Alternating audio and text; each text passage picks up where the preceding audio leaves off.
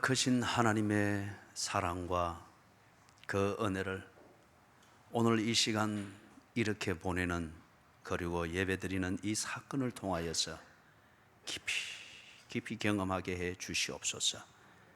청량할 수 없는 하나님의 은혜와 사랑인 것을 알게 하셔서 더 이상 하나님의 사랑을 내 말 속에 담으려 하지 않게 하시고, 내 입속에 가두려 하지 않게 하시고, 내 감성과 정서 속에서 주물럭거리고 요리하려고 하는 오만을 범치 않게 해 주시옵소서. 하늘을 두루마리 삼아도, 바다로 먹물로 삼고 기록하여도 다 기록할 수 없는 하나님의 사랑인 것을, 그 은혜인 것을 경험하게 해 주시옵소서. 그러면 진심으로 우리의 말은 조용할 것이며, 우리의 논리는 고개를 숙이며, 더불어 우리의 영혼은 주를 우러러보며 참된 사랑을 음미하며 누리게 될 줄로 믿사오니, 주여, 이 시간 우리에게 주신 이 말씀 통하여서 하나님을 보게 하시고, 하나님을 경험하게 하시고, 그 사랑을 우리의 감성 정도로가 아니라 영혼으로 경험하게 해 주시옵소서. 예수님의 이름으로 간절히 기도드리옵나이다. 아멘.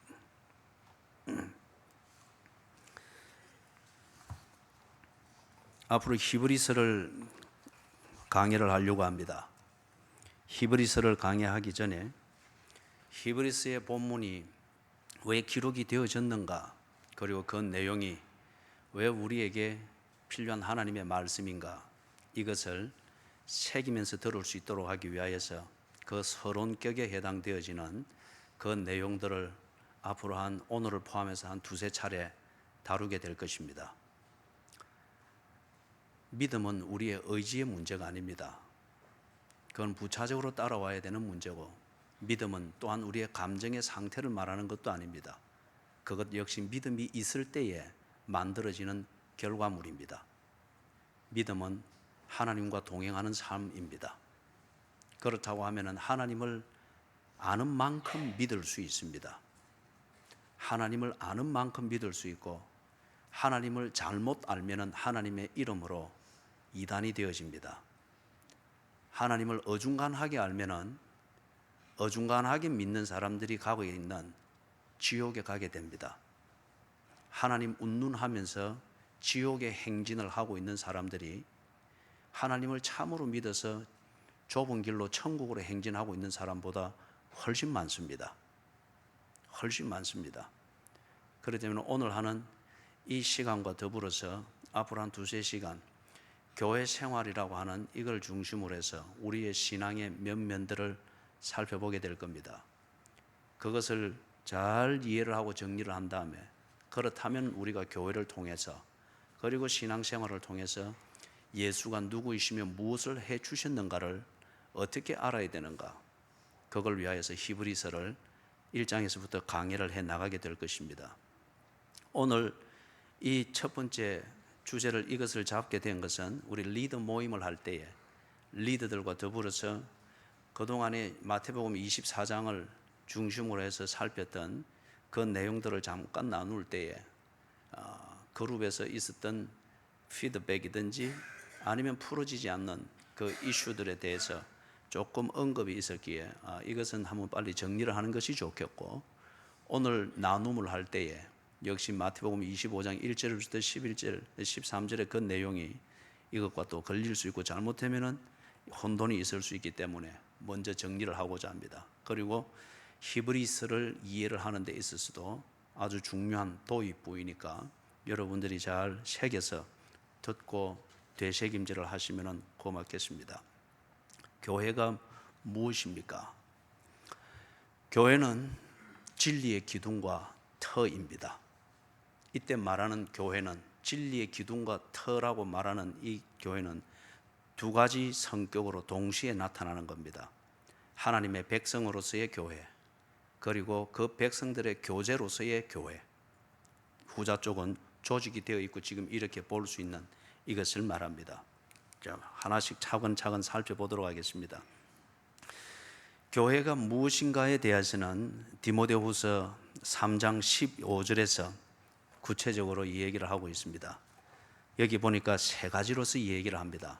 교회는 하나님의 집이라고 합니다. The house of God, 또는 다른 성경에는 보면 the household of God, 하나님의 가족들이라 그 말입니다. 그렇기 때문에 여기는 조직체든지 어떤 이런 개념이 아니고 하나님과의 관계를 맺고 있는 사람들을 말합니다.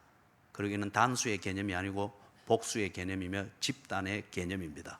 하나님과 관계를 맺고 있는 그 사람들, 다시 말해서 하나님에게서 난 하나님의 가족들, 그들이 The house of God, 하나님의 집이며 하나님의 교회의 그 본질적 속성입니다. 두 번째 말하는 것은 이걸 다른 표현으로 이 얘기를 하는데 The church of the living God, 살아계신 하나님의 교회라고 그렇게 말합니다. 이렇게 정의를 하는 것은 교회의, 즉 하나님의 백성들의 생태 양식 또는 생존 양식에 따라서 그렇게 정의를 한 것입니다. 교회는, 즉 하나님의 백성은 세상에 대하여서 근본적으로 배타적이 될 수밖에 없습니다. 빛은 어둠과 배타적일 때에 빛이 빛됩니다. 소금은 썩는 것과 배타적이 될 때에 소금의 짠맛을 유지할 수 있습니다. 하나님의 백성이 사탄의 물이 어둠의 그 권세와 배타적이 될 때에 하나님의 백성다움을 지킬 수 있습니다. 이렇게 생존하는 양식을 가리켜서 교회라, The Church of the Living God, 하나님의 살아계신 하나님의 교회라, 그렇게 표현을 하고 있습니다. 그러면 이거는 집단의 개념, 거기서 더 나아가서 그 집단들이 하나님의 가족으로서 하나님의 집으로서 생존하고 그렇게 목적을 이루는 삶을 살 수 있도록 하기 위해서 조직이 되어지고 교제가 되어지고 무언가 관리가 되어지는 이 운영 체계가 있다고 하는 것을 전제를 하는 겁니다. 교회가 무엇인가? 디모데전서 3장 15절에서 세 번째 이 얘기하고 있는 요소는 진리의 기둥과 터라고 합니다. 교회가 하나님의 백성들이 어둠으로부터 구별이 되어지는 이 배타적 요소를 보고 우리는 거룩이라고 그렇게 말합니다. 그렇게 될 때에 교회가 교회답게 하나님의 백성답게 그렇게 유지되어지고 관리되어지고 처신이 되어질 때 거기서 결과물들, 열매들이 만들어지는데 진리가 세워집니다. 그리고 그 진리가 세워지는 터전이 견고하게 마련이 되어집니다. 이걸 현실적으로 말하면은 교회가 하나님의 백성답게 처신하고 하나님 백성답게 자기 관리가 되어질 때에 복음이 증거되어집니다. 그리고 복음이 우리 자식 때에 그리고 3, 4대에 이를 뿐만 아니라 1000대에 이르도록 내가 믿은 이 복음 구원의 진리가 전성되어지고 가르쳐지고 그걸 통하여서 내가 구원을 받듯이 내 자녀들이 구원을 받고 자자손손이 구원을 받는다는 겁니다. 이걸 보고 교회는 진리의 기둥과 터니라. 그래서 교회가 하나님의 백성답지 못하고 거룩하게 자기의 생존 이 원리를 제대로 지키지를 못하면 복음이 오도가 되어집니다. 그리고 구원이 내 대에서 끝이 납니다. 그래서 3, 4대까지 벌 주리라 한 그 말씀이 있죠. 십계명에서 교회가 교회답지 못할 때에 교회가 이 본질을 잊어버리면서 하나님의 백성으로서 제대로 처신을 하지 못하게 될 때에 진리의 전성, 진리를 전성하는 전통들이 오도되어지게 되어지고 오염물이 끼게 되어진다고 하는 이것입니다. 그래서 이것을 본질적으로 표현할 때에 교회는 진리의 기둥과 터이니라. 교회가 어떤 면에서 어떤 칭찬을 듣든 어떤 평가를 듣든지 간에 이 결과와 열매가 없다고 하면 그것은 교회가 아닙니다. 복음이 전성이 되어지고 이 복음 전성이 되어지는 걸 통해서 내가 구원받아서 하나님의 자녀가 된 확신이 있고 그 다음에 그 크신 사랑, 말로 닿을 수 없는 그 크신 사랑, 이 감격이 말로 다 표현 못해서 음악이라는 예술을 가지고 어떻게 표현해 보려고 하는 이 감동을 누림이 내 자녀들과 내 후손들에게 전성되어지지 못한다고 하면은 그 교회는 그 당대의 종교적 침묵 집단에 지나지 않는다는 겁니다. 교회는 하나님의 집이며 교회는 살아계신 하나님의 교회이며 교회는 진리의 기둥과 터입니다. 그러면은 교회가 무엇을 해야 됩니까? 교회가 하는 이 일을 가리켜서 우리는 영어 표현에서 미니스터리라 말을 하고 우리 번역에서는 사역이라고 하는 말로 전문적으로 그렇게 쓰고 있습니다. 사역이라는 이 표현이 아주 흔하게 쓰여지고 있는데, 그런데 그 사역이라고 하는 내용이 뭔가? 교회가 무엇을 해야 되는가? 디모데전서 4장 13절에 근거해서 볼 때에, 디모데전서 4장 13절은 바울이 디모데에게 지금 명령을 하고 있는 겁니다. 디모데를 에베소 교회에 두면서 내가 없는 동안에 네가 젊지만은 네가 이 에베소 교회를 잘 목양을 하고 잘 돌보도록 하여라 라고 하면서 목양자가 교회를 위해서 꼭 해야 될 것, 다른 말로 말하면 교회의 사역의 가장 기본이고 핵심이 되는 이것을 세 가지를 가르쳐 줍니다. 하나는 잃는 것에 전념하라. 내가 이럴 때까지 잃는 것과 권하는 것과 가르치는 것에 전념하라. 교회 사역의 핵심입니다. 잃는 것, the public reading the scriptures to the believers. 그 다음 권하는 것, exhortation. 가르치는 것, teaching입니다. 그러면은 the public reading of the scripture는 성경을 읽는다고 하는 것. 이 당시에는 예배 때에 항상 이 성경 두루마리를 가지고서 정해진 그 본문을 읽었습니다. 그리고 거기에 대해서 해석을 했습니다. 설교지요. 설교의 가장 근본은 성경을 읽는 것입니다. 그리고 그것이 왜 그런가에 대해서 설교를 했습니다. 그래서 이 설교 안에는 성경 본문 자체를 해석하는 것이 있고, 그 다음에 그것에 근거해서, 그렇기 때문에 오늘 우리가 어떻게 살아야 된다고 하는 우리의 현실에서 그 의미를 이해하는 해석이 있습니다. 이게 권하는 것입니다. 그 다음에 teaching, 그리스도인은 어떻게 살아야 되는가, 그 삶은 어떻게 해야 되는가, 또는 삶에 있어서 이런 문제가 있었다, 그것은 그리스도인으로서 성경적 원리를 따라서 어떻게 판단을 하고 어떻게 처신하는 것이 옳은 것인가, 이것을 가르치는 겁니다. 그렇기 때문에 여기에 세 가지에는 설교가 있고 목양이 있고 훈련이 있습니다. 교회가 이것을 하지 아니하면은 그것은 교회가 진리의 기둥과 터가 되어야 된다고 하는 이것에 있어서 위배되는 겁니다. 그래서 이 의미를 신학자들이 정리를 해서 참된 교회를 구분하는 표지가 무엇인가 하여서 세 가지를 얘기를 했죠. 하나는 그 교회에서 하나님의 말씀이 신실하게 선포되고 있는가. 두 번째는 성례가 올바르게 시행되고 있는가. 성례가 시행된다고, 성례는 예수가 누구이시며 그분이 우리를 위해서 무엇을 해 주셨는가, 그 본질을 보여주는 눈에 보이는 그림 성경과 같습니다. 성례가 올바로 시행되고 있는가. 세 번째는 권징이 바로 시행되고 있는가.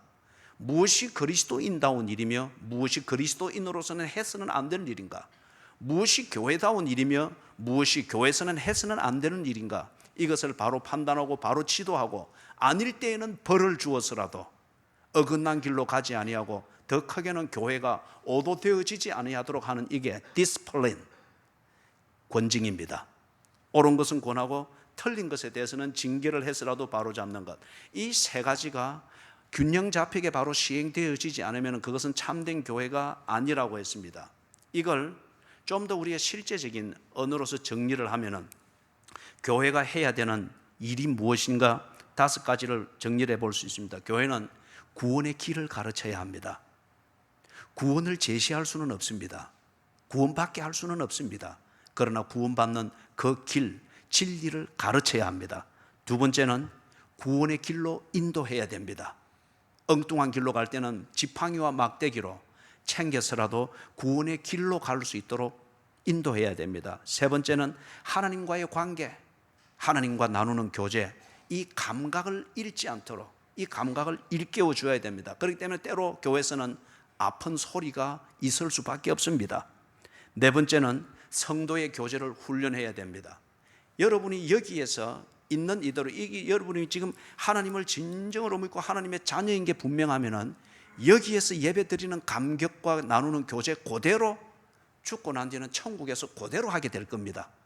그렇기 때문에 여기서 어중쩡하게 했을 때는 거기 가서 새신자 교육을 새롭게 받아야 됩니다. 그리고 저는 불려나가게 될 거예요. 너는 거기서 목사하면서 뭐 했노? 예? 왜 이 사람들이 여기 와서 늘 꾸벅꾸벅 졸고 있노? 뭐 했노? 저는 거기 가서 베드로한테 아마 혼나게 될 거예요. 그죠? 거기 천국에 있는 신학교에 다시 가야 될지도 모르겠습니다. 말하자면 그렇다는 거요. 천국에 신학교 있단다 가서 그렇게 말은 하지는 마시고. 그죠? 무슨 말이냐 하면은 성도의 교제를 훈련시키는 것이 교회의 중요한 사역의 일환입니다. 여기서 성경적인 성도의 교제를 나눈 대로 천국에서 그대로 하게 될 겁니다. 요한계시록 4장, 5장, 6장에 나오는 그 아름다운 성도의 교제는 바로 이겁니다. 바로 여기서 교회를 통하여서 하나님과의 관계를 알고 그 교제의 감각을 가지고 하나님 앞에서 기뻐하기도 하고 때로 몸부림치기도 하면서 그걸 성도들과 나누는 그 교제, 섬김, 봉사, 그게 요한계시록 4장, 5장, 6장이 거기서 그렇게 나타나고 있는 겁니다. 그렇기 때문에 교회가 해야 될 중요한 사역의 네 번째는 성도의 교제를 훈련시키는 겁니다. 마지막 다섯 번째는 위에서 말했던 이러한 네 가지 구원의 길을 가르치고 구원의 길로 인도하고 하나님과의 교제 또는 관계의 감각을 일깨우고 성도의 교제를 훈련시키는 이것을 방해하는 것이 있든지 오도하는 것이 있을 때에 그게 개인이든지 단체이든지 안에서든지 밖에서든지 이것을 방해하거나 오도하는 것이 있을 때는 막아야 합니다. 그리고 성도를 보호해야 됩니다. 여기에 교회는 때로 모든 것을 걸어야 됩니다. 그래서 교회 안에는 거룩한 싸움이 있을 수 있습니다. 자, 그게 교회가 해야 될 사역입니다. 읽는 것과 권하는 것과 가르치는 것입니다. 그 다음에 에베소서 4장 11절을 볼 때에 그러면은 이 사역을 제대로 감당하기 위해서 교회가 가지고 있는 것은 무엇인가? What is a church given to practice the ministry? 교회가 교회의 사역을 제대로 감당하기 위하여서 가지고 있는 것이 무엇인가? 에베소서 4장 11절에 보니까 거기에 다섯 가지를 이야기를 합니다. 사도들, 선지자들, 복음 전하는 자들, 그리고 목사와 교사들이라고 그렇게 말합니다. 이 다섯 가지의 직분을 주어 가지고 앞에서 말했던 교회의 사역을 제대로 감당할 수 있도록 만들고 있습니다. 여기서 여러분이 지금 어떤 것이 형태가 만들어지고 있는 것을 보게 될 거예요. 하나님의 집이라고 하는 이 개념이 조직이 되어지면서 가시화되어지고 있는 것을 보게 될 것입니다. 교회가 조직이 되어지고 가시화되어지고 그리고 그 조직과 가시화되어진 체계 안에서 유기적으로 움직이면서 교회의 이 본질이 지금 구체화되어져 가고 있는 이것을 여러분이 볼 수가 있을 겁니다. 그래서 그 조직의 기본 요소로서 이 다섯 가지의 직분을 이야기를 하고 있습니다. 어떤 이는 사도들로, 어떤 이는 선지자로, 어떤 이는 복음 전하는 자로, 어떤 이는 목사와 교사로 세우셨느니라. 조직이 되어졌습니다. 그리고 이 조직이 되어진 직분을 가지고서 앞에서 말했던 교회의 사역이라고 하는 이것을 교회의 본질에 맞도록 집중하여 할 수 있도록 지금 주께서 교회에 주셨습니다. 다른 말로 말하면은 이런 조직, 하나님이 인정하시고 우리에게 주신 이 조직이 제대로 만들어지고 이 조직이 제대로 가동하지 않는 것 같으면은 교회의 본질에 집중되어진 교회가 해야 될 사역은 이루어지지 않는다는 겁니다. 그렇다고 하면은 이 사역을 통해서 이루고자 하는 목적이 무엇입니까? 단지 우리가 어떤 종교적 카타르시스를 위해서 모여서 종교적 집단으로 이루어서 종교적 침묵을 도모하면서 나도 네 좋다 할 테니까 너도 내 좋다 해라. 어떤 이런 패시피시즘, 평화주의를 말하는 것이 아니죠. 교회 사역이 그만큼 중요하기 때문에 하나님께서 그 직분을 주시고 그렇게 해서 조직으로 생태가 만들어지게 하시고 그런 사역에 집중하도록 하는 것 같으면 분명히 목적이 있을 것입니다. 이 목적을 에베소서 4장 12절에서 세 가지로서 정리를 하고 있습니다. To equip the saints, 성도를 온전케 하는 것이라고 합니다. 성도를 온전케 하는 것에는 두 가지 이유 때문인데, 하나는 봉사의 일을 하게 하며, 그 다음에 두 번째는 그리스도의 몸을 세우기 위해서라고 합니다. 성도를 온전케 하고 봉사의 일을 하게 하고 그리스도의 몸을 세우는 것, 이 목적을 이루기 위하여서 교회는 하나님이 주신 그 직분과 조직을 가지고서 그런 본질의 사역을 하라고 합니다. 그러면은 에베소서 4장 12절에서 말한 이 세 가지, 성도를 온전케 하고 봉사의 일을 하게 하고 그리스도의 몸을 세운다고 하는 이걸 우리의 언어로 좀 풀어서 정리를 하면 이렇습니다. 교회를 다니면은 교회 안에 있는 성도들에게는 반드시 이 6가지가 나타나야 됩니다. 더 많은 것으로 정리할 수 있겠으나 함축해서 이야기하면 이렇습니다. 거듭나야 합니다. 거듭남을 위하여서 예수를 안 믿는 자들일지라도 교회를 오게 하고 교회의 프로그램에 참여할 수 있도록 배려를 해야 되고 그래야 하는데, 그 목적은 거듭남의 목적을 위하여서 산이나 울가로 나가서 사람을 모으고 그들을 영접하고 그들에게 필요한 배려를 하고 그리 하는 것은 거듭남이라는 이 목적을 위해서입니다. 이 목적으로서. 그래서 이 목적과 상관없는 것 같으면은 사람들을 모아서 교회는 구제기관이 아닙니다. 교회는 바퍼집이 아닙니다. 교회는 병원이 아닙니다. 교회는 정신적인 치유를 해주는 힐링 센터가 아닙니다. 그런 건 부수적으로 따라올 수 있는 기능이죠. 교회의 1차적인 기능은 거듭남의 기회를 주는 곳입니다. 거듭남, 어둠의 자식에서 빛의 자녀가 되는 그 문으로 인도하고 그 문을 보여주는 것이 교회가 있는 이유입니다. 구제기관이든지 병 고치는 것든지 이것은 전문화된 기관이 훨씬 더 다 사회가를 구성을 하고 있습니다. 교회가 모든 사람들에게 열려있고 모든 사람들을 초청해야 되고, 그리고 산이나 울가로 나가서도 강권하여 데려와서라도 그렇게 해야 되는 목적이 있다고 하면은 거듭남이라고 하는 것, 이것 때문입니다. 이게 가장 기본입니다. 그 다음에 이것만 되어서는 안 되죠. 태어나서나 양육되지 않으면은 형체는 사람인데 내용은 그냥 짐승과 다를 바 없는 본능적인 생존물에 지나지 않습니다. 그래서 우리가 태어난 자식을 애써 키우려고 하죠. 머리가 파뿌리가 되도록 그렇게 정성껏 키우려고 하는 것은 양육 때문입니다. 그래서 거듭남이 있어야 하고, 그 다음에 교회에서 있어야 되는 게, 그렇기 때문에 구원의 확신이 있어야 됩니다. 구원의 확신을 언제나 점검을 해줘야 됩니다. 세 번째는 하나님의 뜻을 깨닫는, 이게 있어야 됩니다. 이걸 가르쳐서 우리는 경건의 훈련이라고 합니다. 네 번째는 하나님을 순종하는 삶이 교인들에게서 점점 보여야 됩니다. 다섯 번째는 이웃을 사랑하는 삶, 이 면에 있어서 깨달아가고 실천해가고 성숙해감이 있어야 됩니다. 왜냐하면 이웃을 사랑하는 것, 그게 곧 하나님을 사랑하는 겁니다. 마음을 다하고 힘을 다하고 뜻을 다하여 목숨을 다하여 주 너의 하나님을 사랑하라 하셨으니 둘째도 이와 같으니 내 이웃을 내 몸과 같이 사랑하라. 하나님을 사랑하는 것을 배우는 것, 이게 곧 이웃을 사랑하는 것입니다. 그렇기 때문에 이웃을 사랑하는 이걸 위해서 교회적 차원에서 구제의 프로그램을 만들고 선교의 프로그램을 만들고 복지의 프로그램을 만들고 다양한 것을 만들 수 있는 것은 이웃 사랑이라고 하는 이 실천의 장을 마련하고 훈련을 마련하고 감각을 일깨우기 위해서입니다. 마지막 여섯 번째는 하나님의 영광을 위하여 산다고 하는 이 삶의 목적이 정리되어 있는 세계관을 가지고 있어야 됩니다. 자, 정리를 합니다. 교회 사역의 목적이 무엇입니까? 교회 사역의 목적은 성도를 온전케 하여서 봉사의 일을 하게 하고 그리스도의 몸을 세우기 위함이라고 합니다. 이걸 우리의 언어로 말하면은 교회가 교회의 사역을 제대로 하고 있는 것 같으면은 교인들에게서 이 6가지가 확인이 되어져야 되는데, 첫째는 거듭남이 있어야 됩니다. 둘째는 구원의 확신입니다. 세 번째는 하나님을 순종하고자 하는 삶, 이것에 대한 몸부림이 있어야 됩니다. 네 번째는 이웃을 사랑하는 삶이 있어야 됩니다. 다섯 번째는 하나님의 뜻을 깨닫는 경건의 훈련에 있어서 날마다 성숙됨이 있어야 됩니다.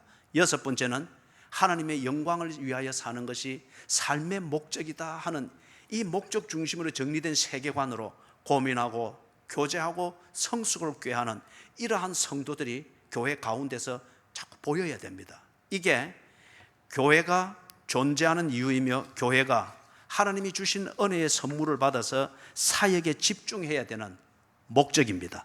그렇기 때문에 여러분, 만약에 이 6가지 중에 6가지가 보이지 않으면 이게 어느 한 사람에게서 동시에 다 보이는 것은 아닙니다. 어떤 사람은 거듭남의 차원에 머물러 있고, 어떤 사람은 구원의 확신은 있으나 아직 순종하는 삶에 있어서는 머뭇거리는 사람이 있습니다. 어떤 사람은 순종하고 하나님의 영광을 위하여 살고자 하는 명분에 있어서 갈등은 많으나 아직 하나님의 뜻을 깨닫는 이 훈련이 되지 못하니 언제나 지 생각대로 하다가 하나님의 영광을 위하여 살았다는 이 실천 때문에 자충수를 두고 자꾸 스스로 시리에 빠지고 실망하고 시험에 들게 되는 이런 것들이 보이게 됩니다. 다 다양하게 보입니다. 그러나 전체적으로 볼 때에 이 교회 안에서 사역이 제대로 되고 있다고 하면 이 6가지가 고루 보여야 됩니다. 그리고 이 6가지를 위한 몸부림이 언제나 유기적으로 일어나야 됩니다.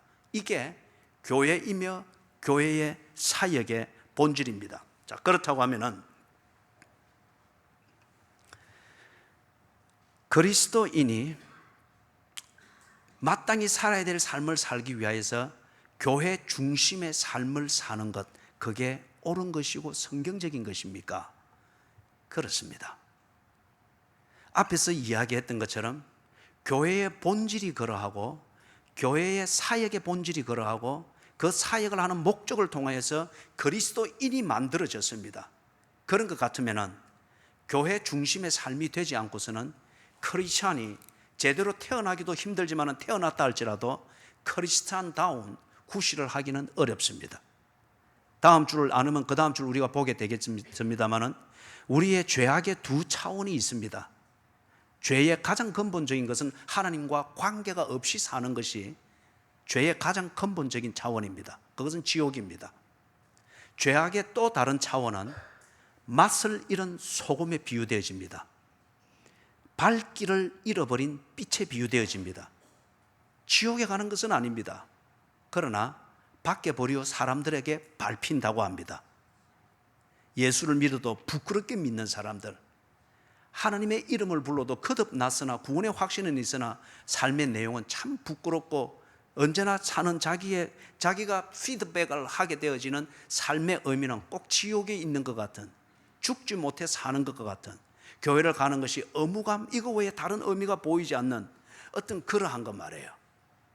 맛을 잃은 소금에 비유되어지는 이 죄악의 차원이 있습니다.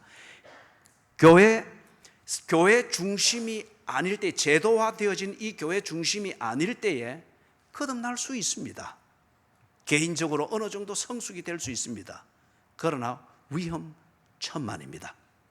그래서 맛을 잃은 소금으로 떨어지게 되기가 아주 쉬운 것을 우리 좀 이따가 성경의 사례들을 보게 될 겁니다.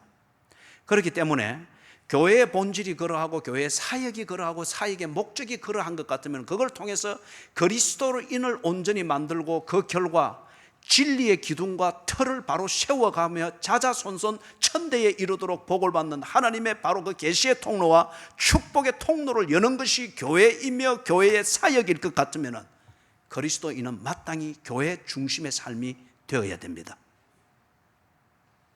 이게 교권에 복종하라 중세시대에 그런 얘기를 하는 게 아닙니다.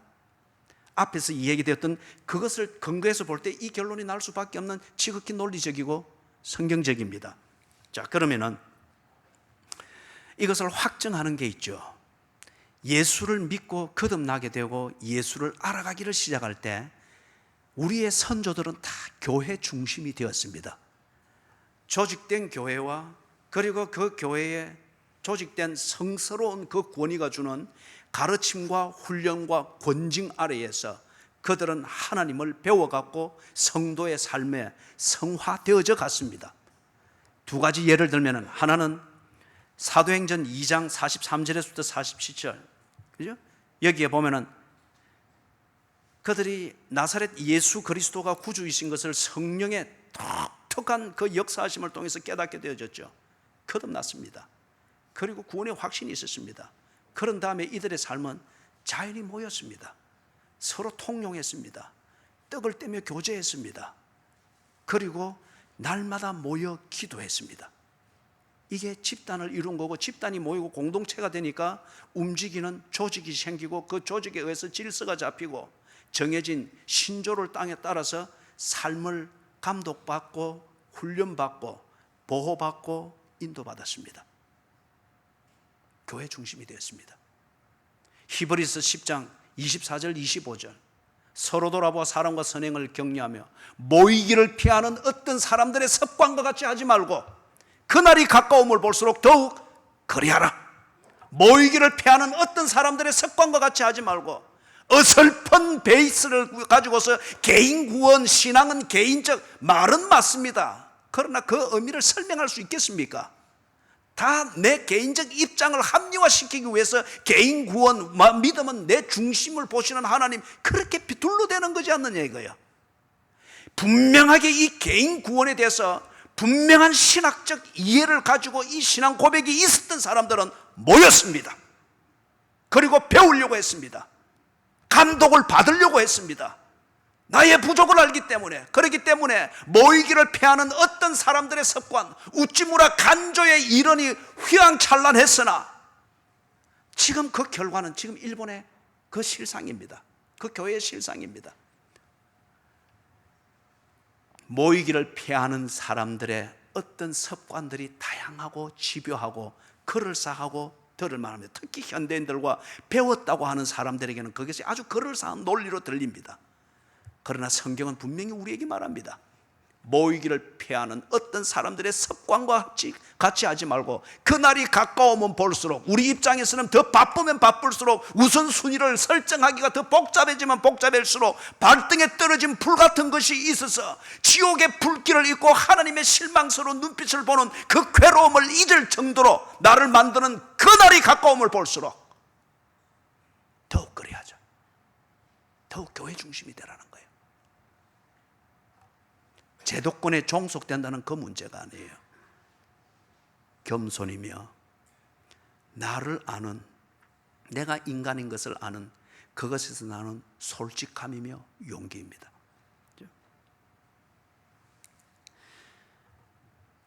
그리스도인이 교회 중심이 되는 것, 교회 중심을 삶을 사는 것, 그것이 곧 하나님 중심이며 성경 중심이라고 우리가 일전에 쭉 이야기를 했습니다. 오늘 이 맥락에서 볼 때도 교회의 본질과 사역의 본질과 사역의 목적을 통해서 볼 때에 그렇다고 하면은 이 어두운 세상에서 죄악이 관영한 이 세상에서 사는 우리가 그리스도인답게 살기 위하여서는 교회 중심이 되는 것, 이것이 성경적이며 성경이 우리에게 주는 지혜입니다. 자, 그렇다고 하면은 우리가 리더 모임을 할 때에 이 문제가 제기가 됐습니다. 그렇다고 하면은 교회 생활하는 것, 교회 생활을 좀 어느 면에 있어서 잘못하거나 그렇게 될 때에 그러면 그 사람이 구원받을 믿음이 없고 지옥에 가야 된다고 그렇게 판단할 수 있습니까? 여러분들이 마태복음 24장을 쭉 그렇게 나누면서 그렇게 리더들이 생각을 정리를 해서 이 문제에 대한 답을 만들기 위해서 질문을 제기를 했습니다. 중요한 질문입니다. 자, 그러면 교회 생활을 하는 것, 교회와 얼마나 밀접하게 연관이 되어져 있는가, 그래서 교회 생활이 얼마나 충실한가 불충실한가, 이것이 그 사람의 믿음의 진정성을 검증하고 확인하는 기준으로 삼을 수 있느냐? 예, 그렇습니다. 물론 예 그렇습니다는 이 말에 있어서 중세시대 때에 교권주의와 종교개혁이 일어나기 전에 그 어떤 교권의 횡포를 짓던 지극히 제도화되어져 버린, 제도주의화되어져 버린 그러한 의미에서 말하는 것은 아니에요. 면죄부도 성경적이다, 교회가 인정하니 이것은 하나님 주시는 은혜다라고 말하는 그런 식의 교권에 종속되어지고 그것과 잘 동화되어지는 그걸 말하는 것은 아니에요.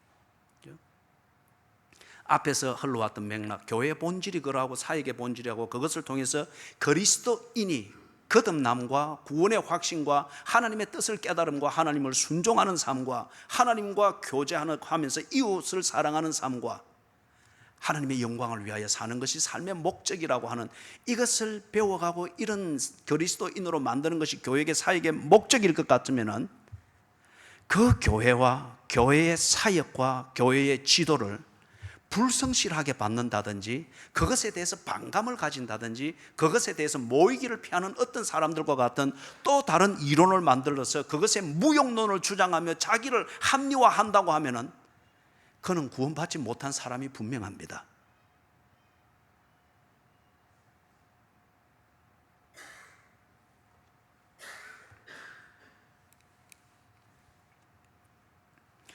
두 가지의 경우를 카테고리를 통해서 보겠습니다. 교회를 반대하고 교회의 이 본질을 거부하기 위해서 자신의 관점에서 만든 신학과 어떤 교리와 성경이랍시고 만든 제도를 가지고 그렇게 떨쳐나갔던 사람들, 그 부류를 한번 보게 될 것이며, 그 다음에 그리 했으나 그게 잘못된 줄 알고 하나님 앞에 꿇어 엎드려 회개할 때에 그들이 받았던 그 결과, 이 두 부류를 보게 될 것입니다. 첫 번째 부류, 이 사람들은 믿음이 없었던 불신앙의 사람이었던 그 케이스입니다. 가룟 유다를 압니다. 예수님께서 12명으로 교회를 만드시고 교회를 3년 동안 목양하셨죠. 그런데 가룟 유다는 사도행전 1장 16절에서부터 20절을 보면은 제 갈 곳으로 갔다고 합니다. 그는 제 갈 곳으로 가기 위하여서 예수님을 좋아했지만은 예수님을 구주로 인정하지 않았습니다. 거듭 남을 거부했던 사람입니다. 그래서 마지막 자기를 커밍아웃 해야 될 때 그는 예수의 사람이 아니었습니다. 그래서 사도행전 1장에 보니 제 갈 곳으로 갔다고 합니다. 예수와 함께 있었으나 예수를 거부하고 12명 공동체로 이루어진 교회의 목적을 거부했던 가룟 유다는 단지 공동체에 대한 거부가 아니라 예수에 대한 거부였습니다. 불신앙이었습니다. 두 번째 케이스는 아나니아와 삽비라입니다. 이 부부는 분명히 예루살렘에서 신실한 사람, 경건한 사람으로서 존경을 받던 사람이 분명합니다. 그래서 바나바가 모든 재산을 들여서 교회를 세우는데 그렇게 헌금하는 것을 보면서 칭송을 받는 걸 보고 이 아나니아와 삽비라 부부도 그렇게 하려고 했습니다. 전답을 다 팔았습니다. 가지고 오면서 마음이 변했습니다. 반을 뚝 자랐습니다. 이름을 내고 하는 그것에만 집중을 하다 보니까, 그래서 이게 전부 다냐? 사도가 물었을 때 예, 그 자리에서 성령이 친히 죽었다고 했습니다. 아내 삽비라가 똑같은 전철을 밟았습니다. 둘 다 자리에서 들려나갔습니다. 구제를 잘했습니다. 예루살렘 공동체, 그 교회 공동체 안에서 나름대로 자리도 있었고 뭔가 명망도 있었고 존경도 받았습니다. 그러나 궁극적인 면에서 그들은 하나님의 영광을 위하여 살아야 된다고 하는 이 근거가 되는 믿음이 없는 사람들이었습니다. 지 이름을 위한 것이었고 결국 지 목적을 위해서 깊이 하나님과 거래를 했을 뿐입니다. 드러나고 보니 교회를 거부하는 헌금의 그 기준과 그것이 주는 신학적 그 의미를 거부하는 것을 통해서 볼 때 그들은 불신앙의 사람들이었습니다. 세 번째 경우는 후메네오와 알렉산더를 디모데전서 1장 18절에서부터 20절에 이 얘기를 하고 있습니다. 이들은 하나님의 그 신성을 더럽히는 자들이라고 했습니다. 그리고 그 뒤에 보면 디모데후서 2장에 보면은 이 사람들이 무슨 짓을 하는가, 거기에는 후메네오와 빌레도라고 하는 사람이 나옵니다. 자기들의 입장과 교회에서의 입장을 주장하기 위하여서 부활에 관한 이 교리를 거부하면서 부활은 이미 지나갔다 하면서 믿는 자들을 혼동케 했다고 합니다. 그 정도의 이 얘기를 하려고 하면 이 후메네오와 빌레도 또는 후메네오와 알렉산더가 성경에 관한 많은 지식이 있었던 게 분명합니다.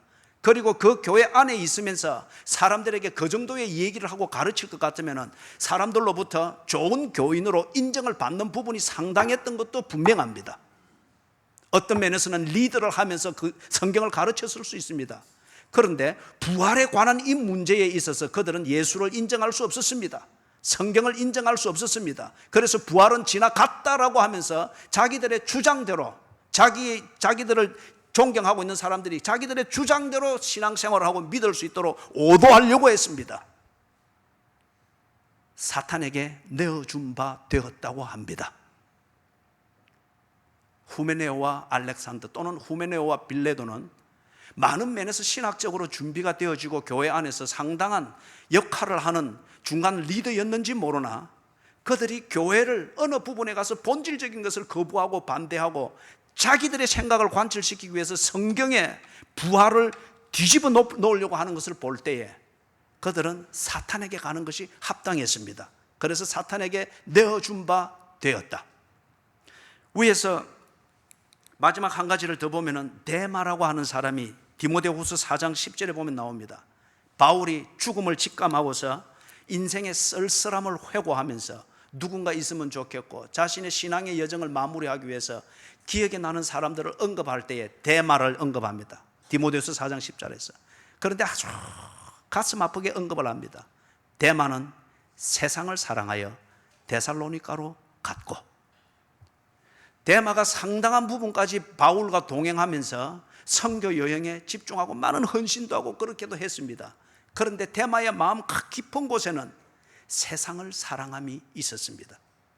이게 구체적으로 어떤 것인지는 우리 모릅니다. 향락주의일 수도 있겠고 물질주의일 수도 있겠고 명예주의일 수도 있겠고 아니면은 바울과 함께 이렇게 하면은 뭔가 즐거운 일이 있을 것이라고 하는 이런 나름대로 기대가 있는지 모르겠으나 이거는 바울도 몰랐습니다. 데마가 섬기던 교회도 몰랐습니다. 데마를 통해서 오히려 은혜를 받고 영향을 입었습니다.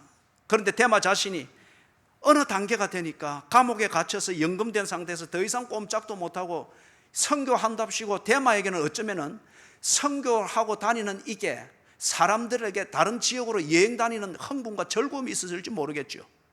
남을 돕는 것에 대한 봉사를 통해서 카타르시스라는 이런 것이 되었는지도 모르겠어요. 그러나 바울은 그 중심을 모릅니다.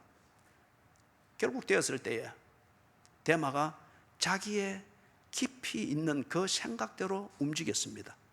그는 하나님을 사랑하는 사람이 아니었습니다. 세상을 사랑하는 사람이었습니다. 그는 병아리가 아니었고 오리 새끼였습니다. 그래서 연못을 지날 때에 지가 가야 되는 본능을 따라 연못으로 퐁당 뛰어드는 오리 새끼처럼 더 이상 재미가 없을 때에 세상을 사랑하는 그 재미를 볼 수 있는 그 곳으로 택하여 갔습니다. 여러분, 네 가지의 예를 들었습니다.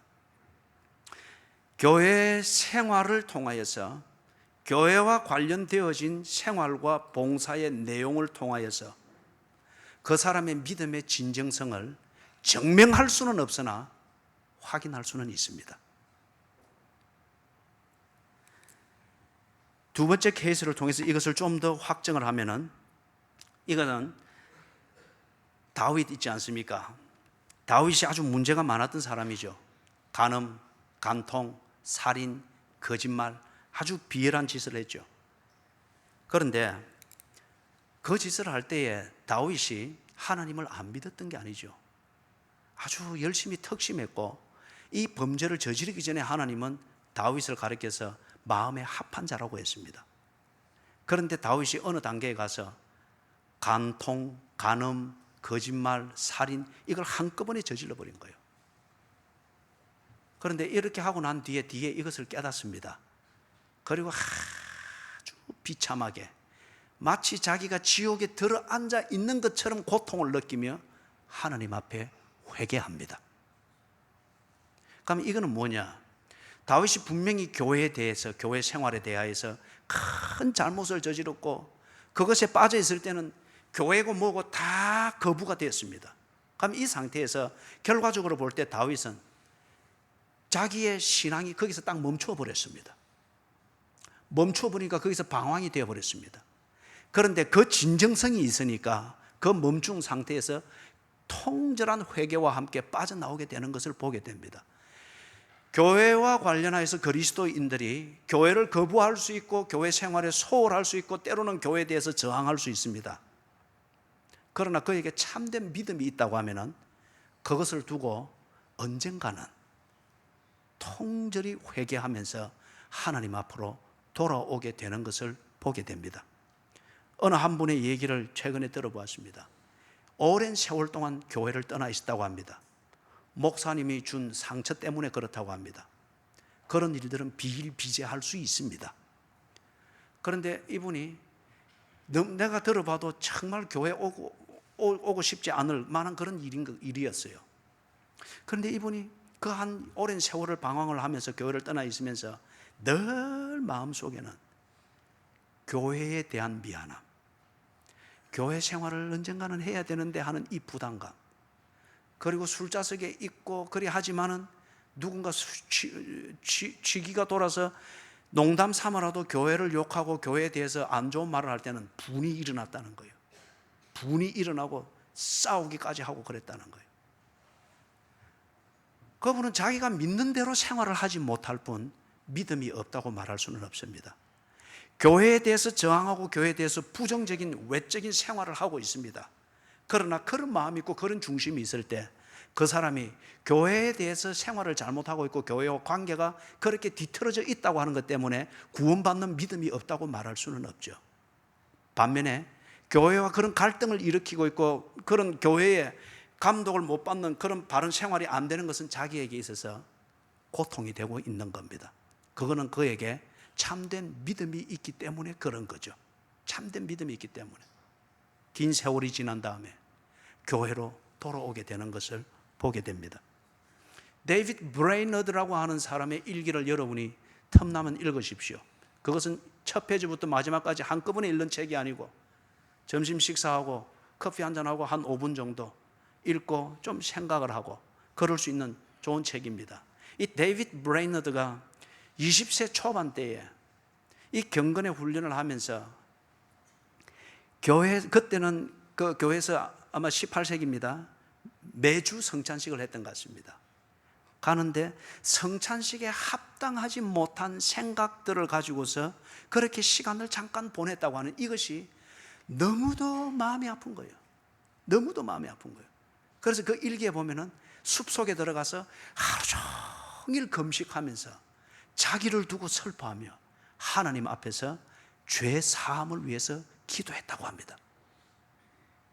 성찬을 올바르게 시행하기 위해서 교회가 정한 규례가 있습니다. 이 규례가 그대로 안 지킬지라도 자기의 중심을 가지고 털고 그렇게 할 수는 있겠죠. 그런데 데이비드 브레이너드는 이 신앙의 성숙이 아주 높았던 사람이었던 것 같습니다.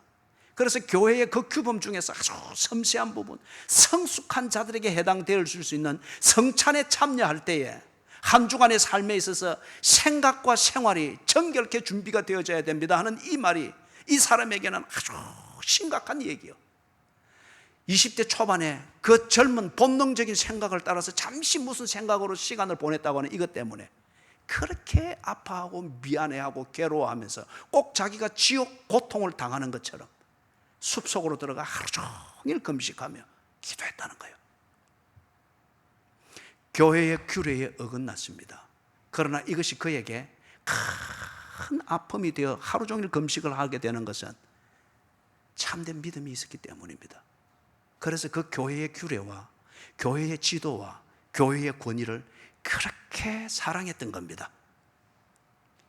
다른 예가 있지만 시간 관계상 이 부분에 대해서는 두 가지를 이야기합니다. 자, 그렇기 때문에 교회의 생활을 통해서 그리고 교회와의 관계에 대해서 어떻게 충실하느냐 하는 이 생활, 이걸 통하여서 내가 구원받은 믿음이 있는가, 좀 성숙한 단계에서 내가 진실로 하나님을 사랑하는 그러한 신앙이 있는 사람인가, 이것을 검증하는 기준으로 삼을 수 있습니다. 구원받지 못한 사람은, 가룟 유다와 같은 사람은 교회가 부담스럽습니다. 구원받았음에도 불구하고 다윗 같은 사람은 때로 교회를 어길 수 있습니다. 그러나 그것이 심각한 회개의 이유가 되었고 제목이 되었습니다. 교회의 본질이 그렇고 사역의 목적이 그렇기 때문에 그리스도인은 마땅히 교회 중심의 삶을 사는 것이 맞습니다. 그리고 그것이 눈에 보이지 아니하는 하나님을 섬기며 하나님의 영광을 위하여 하는 이게 철학적 전제가 아니라 우리의 삶의 고민이며 기쁨이며 삶의 출발점이며 그 다음에 그게 마지막 피니시 라인이 되는 그 증거인 것이 분명합니다.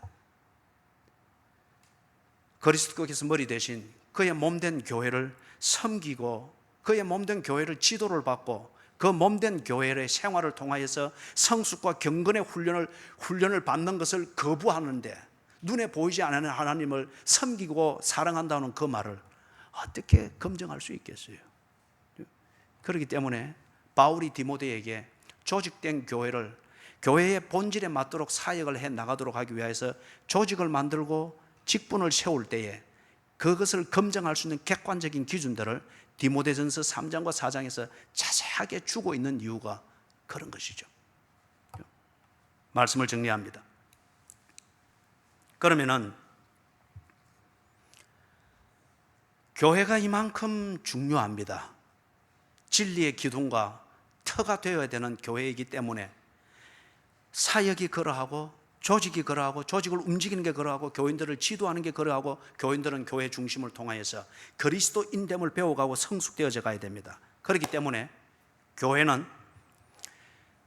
회중들 개개인을 위하여서 사역 목적에 맞는 모든 조치를 취해야 됩니다. 먹여야 됩니다. 바른 것을 먹여야 됩니다. Feeding sheep. 양들을 먹여야 됩니다. 보호해야 합니다. 주의 지팡이와 막대기로 나를 안위하시나이다. 막대기로 가만히 들어온 자들을 물리치고 곰을 물리치고 사자를 쫓아내고 늑대를 물리쳐야 됩니다. 지팡이로 낭떠러리에 떨어져 걸려있는 양을 고리에 걸어서 걸어 올리듯이 주의 지팡이와 막대기로 양무리들을 보호해야 합니다. 모이기를 피하는 어떤 사람들의 습관 같은 이 교모함으로부터도 그렇게 구해내고 보호해내야 됩니다. 그리고 훈련을 시켜야 됩니다. 젖을 먹어야 되는 자들에게는 젖을 먹이는 훈련이 필요하고, 단단한 음식을 먹어야 되는 자들에게는 단단한 음식을 먹이는 훈련이 필요하고, 성숙의 단계에서 데이비드 브레이너드와 같은 이 단계에 있는 자들에게는 초신자들이 볼 때는 가혹하다 싶을 정도로, 저러고도 저게 교회가 싶을 정도로 그에게 맞는 훈련을 시켜내야 됩니다. 그리고 마지막 네 번째로 디스플린, 권징을 행해야 합니다. 잘못된 것과 바른 것을 바로 판단할 수 있고, 잘못된 것은 다시는 반복하지 아니하도록 훈련을 시켜서 바른 길로 가도록 인도하는 이 모든 일들을 해야 됩니다. 그렇기 때문에 교회는 거룩한 싸움이 있습니다.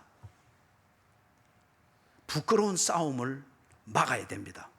그러나 이 부끄러운 싸움을 막기 위해서 교회 안에는 때로 거룩한 싸움이 있을 수 있습니다.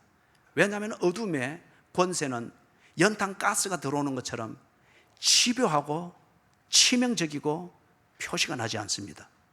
이것을 아는 교회의 목양자들과 교회의 지도자들과 중간 리더들과 깨어있는 자들은 때로 치열하게 싸워야 됩니다. 마지막 성경 한 구절을 소개하고 마칩니다. 디모데후서 2장 14절에서부터 18절의 내용, 후메네오와 빌레도에 관한 내용인데 16절에서부터 18절을 제가 읽겠습니다. 망령되고 헛된 말을 버리라. 그들은 경건하지 아니하매 점점 나아가나니 그들의 말은 악성 종양이 퍼져 나감과 같은데 그 중에 후메네오와 빌레도가 있느니라. 진리에 관하여는 그들이 거릇되었도다. 부활이 이미 지나갔다 하므로 어떤 사람들의 믿음을 무너뜨리느니라. 사랑하는 여러분, 교회는 진리의 기둥과 터입니다. 그렇기 때문에 바로 여기에 천대에 이르도록 복을 받게 하겠다 하는 하나님의 약속의 비밀이 있습니다. 교회가 교회답지 못할 때에 천대에 이르도록 복을 받게 하겠다고 하는 하나님의 이 구원의 복음과 그리스도인을 인도하는 하나님의 이 은혜의 통로가 막힙니다. 그렇기 때문에 교회는 개인을 살리고 가정을 살리고 이 사회를 살리고 역사를 바로 세우기 위하여서 교회는 교회다운 일을 위하여서 모든 조치를 다 취해야 됩니다. 한없이 기다려야 합니다. 한없이 인자해야 합니다. 한없는 용서, 70번에 7번이라도 용서라는 이것을 실천해야 합니다. 그러나 허무는 자들은 막아야 합니다.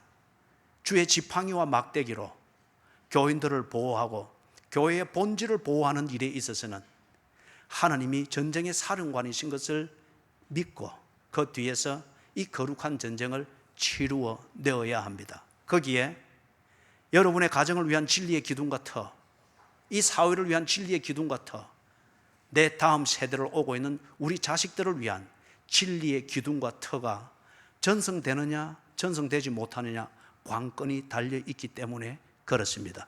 부디 교회 중심의 이 그리스도인의 삶을 깨달으십시오. 그리고 교회 중심의 삶을 실천하십시오. 더불어서 교회가 여러분들이 교회 중심의 삶을 삶에 있어서 유익을 끼칠 수 있는 교회가 될 수 있도록 교회를 위해서 기도하시고 최선을 다하여 여러분의 역할을 다하시고 섬기는 일에 집중할 수 있기를 주의 이름으로 축원합니다. 아멘. 하나님 아버지, 진리의 기둥과 터로서 이렇게 만나게 하시고 더불어서 교제하고 함께 사역을 해 나가게 하시니 감사합니다. 정신을 차리게 해 주시옵소서. 진리로 허리를 동이게 해 주시옵소서. 그리고 하나님이 주신 사역을 자기의 역할과 몫을 따라 최선을 다하여 감당해 나가게 해 주시옵소서. 그리하여 천대에 이르도록 복을 주심하신 우리 하나님의 그 약속의 기둥을 마련하고 틀을 마련하게 되는 교회가 되게 해 주시옵소서. 교회 중심의 삶을 살기를 원할 때에 주여 저들의 신앙이 날로 성숙되게 해 주시옵소서. 또한 교회가 저들이 신뢰하고 저들이 중심으로 삼을 만한 그러한 교회가 될 수 있도록 사역의 내용이 있고 그리고 사역을 해 나가는 소신과 분명한 방향이 있도록 해 주시옵소서. 예수 그리스도의 이름으로 간절히 기도드리옵나이다. 아멘.